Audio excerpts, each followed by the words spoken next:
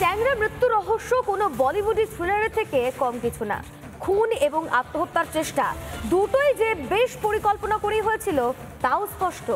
তদন্ত যত এগোচ্ছে একের পর এক তথ্যে তদন্তকারীদের চোখ কপালে উঠছে।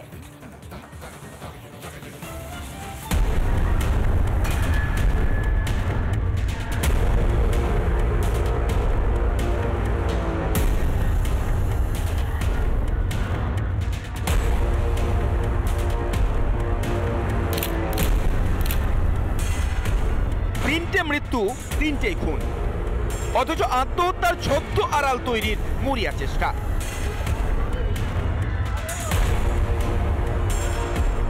ধুম করে ঘটিয়ে ফেলা কোনো দুর্ঘটনা যে নয় তা ভীষণ রকম স্পষ্ট। ট্যাংরা কাণ্ডে একের পর এক যে তথ্য উঠে আসছে তাতে রীতিমতো ধন্দে পুলিশ।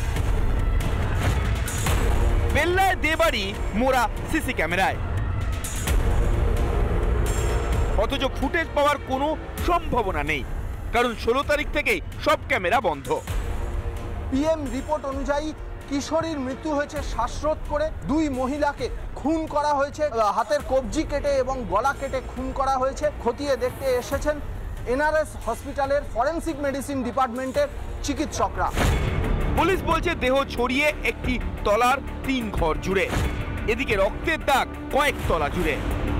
কিন্তু কেন তার কোনো উত্তর নেই। উত্তর খুঁজতে যে সিসি ক্যামেরার ফুটেজ বড় হাতিয়ার হতে পারত, নেই তাও।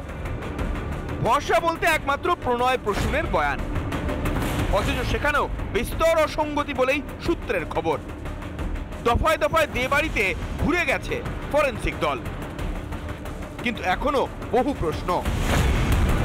বাড়ির 3 মহিলাকে খুন করলো কে? 2 মহিলার হাতের শিরা গলা কাটলো কে? কাকে আগে খুন করা হয়? নাবালিকার মৃত্যু কি বিষেই? নাবালিকার নাকে এবং ঠোঁটে আঘাত কেন? এদিকে হাসপাতালে ভর্তি 3 জনই এখন আইসিইউতে। হাসপাতাল সূত্রে খবর, প্রণয়ের কোমরের হাড় ভেঙে গেছে, প্রসূনের বুকের পাঁজরের হাড় ভেঙেছে, নাবালকের বাঁ দিকের হাতের বড় অংশ জুড়ে ক্ষতস্থান রয়েছে।